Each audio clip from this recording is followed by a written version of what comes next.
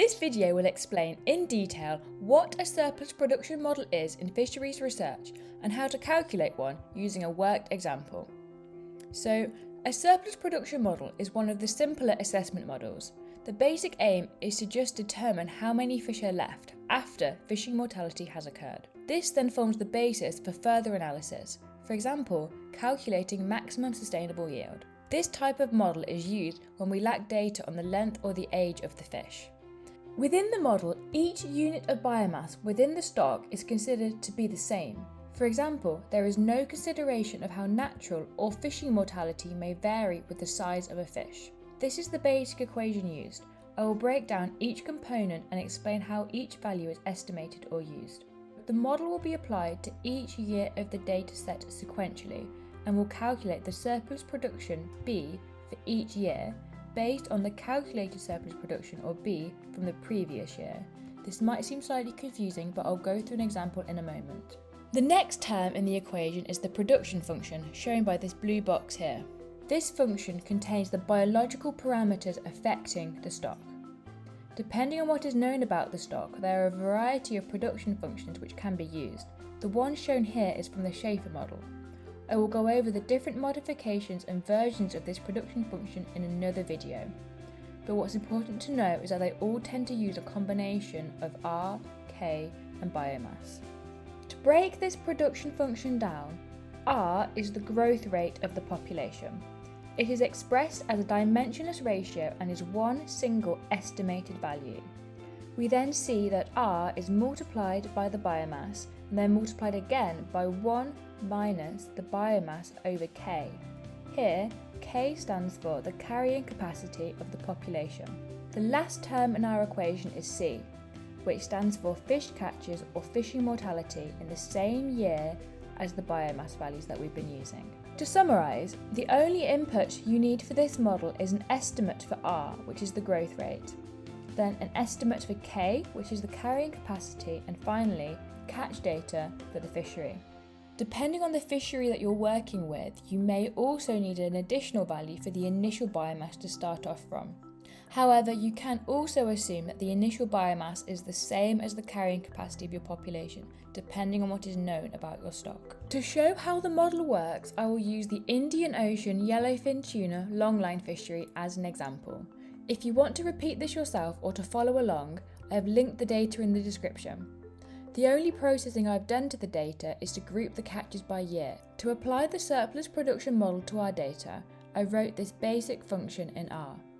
There are packages with inbuilt functions for this, but I wanted to show clearly what was happening. At the start of our function, you can see that we've specified R, which is the growth rate, K, which is the carrying capacity, the initial biomass, the catches from the fishery, so this is the fisheries data, and years here represents the length of our time series. This second line of the function here is just initializing where we want to store the results of our function. In this third line here, we insert the initial biomass value into the first row of our dataset.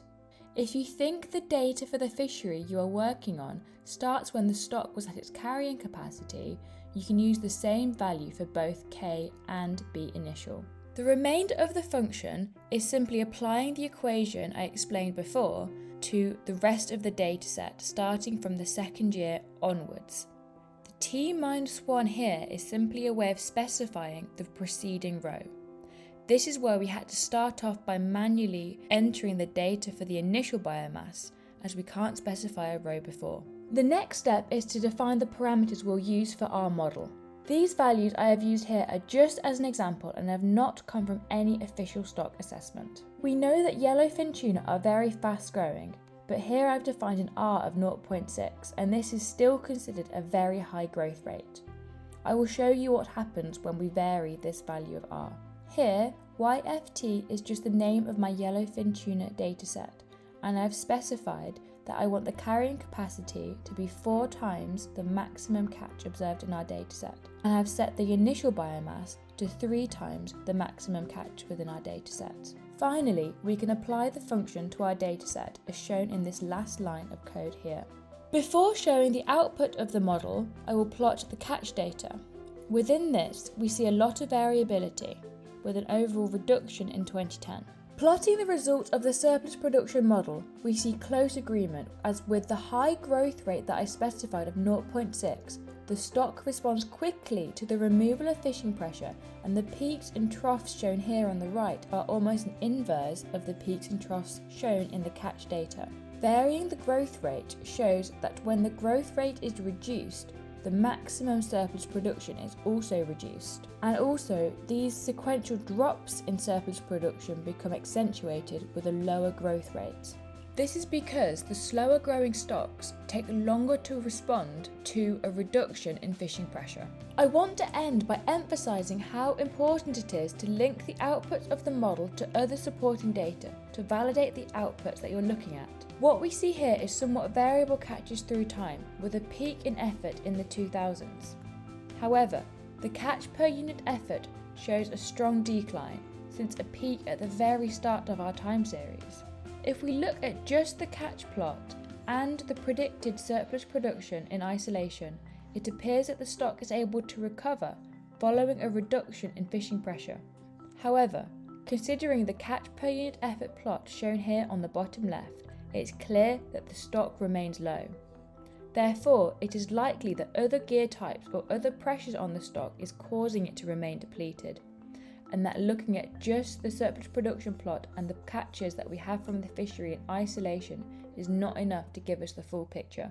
That being said, the data generated from surplus production models are still incredibly useful in data limited situation where age and length data is lacking, and the results can be used to inform maximum sustainable yield calculations and other metrics which are important for stock assessments. To summarise, this video has explained what a surplus production model is, when to use one, and how to apply it using R.